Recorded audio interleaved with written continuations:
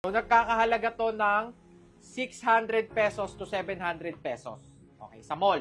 1 meal a day natin for today's foodie, okay, ay steak. Okay, yan. Sobrang solid na itong steak na to. Ang tawag dito sa steak na to ay rib eye. Ay, hindi. Ito ay T-bone.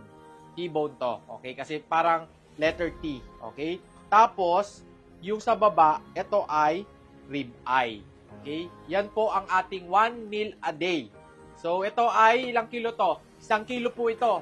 Kung makikita nyo, 3 piraso siya, 1 kilo. Yan. So, nagkakahalaga to ng 600 pesos to 700 pesos. Okay, sa mall, sa grocery store. So, syempre, turo ko kayo paano magluto. At syempre, mamaya kakainin natin yan. Unang-una, syempre, lalagay natin to. Ito ang tinatawag nilang grass. Green grass of home. Okay? Tapos, ilalagay mo rin to, another grass. Green grass of home. Uy, my dog is shouting. Okay? Then, we will put some onion. Oh, I mean garlic. Garlic. Okay, garlic. So, ayan. Okay? Itong mga, guys, itong mga niluluto ko ay for healthy lang. Healthy diet. Hindi tayo kumakain ng mga hindi tayo kumakain ng mga unhealthy. Okay? So, ayan. So, pag nalagay mo na yan,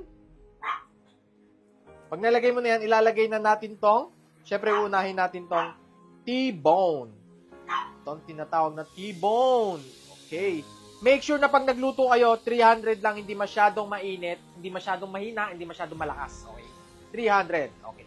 Kasi, ang tendency, pag na masyadong malakas yung apoy, nasusunog na yung labas, pero yung loob hindi pa. Gagawin ko dito ay medium cook.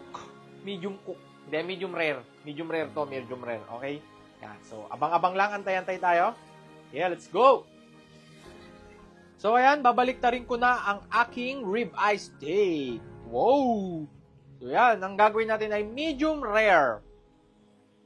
So, luto na ang ating, ang tawag dito ay T-bone steak. So, ayan. Meron pa tayong niluluto doon.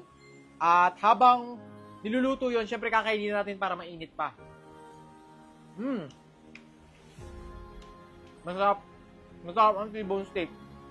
Pwede tong steak sa mga nagda-diet, sa naka-keto, o kaya naka 1 meal a day ka, naka low carbs ka, pwede to.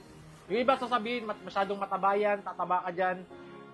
Hindi po totoo yun. Ang nakakataba po talaga yung sugar, yung mga kanin, yung mga fast food, yung mga soft drinks, yan po ang nakakataba. Pero yung mga ganito, all natural to, guys. Ayan, no? Bawang.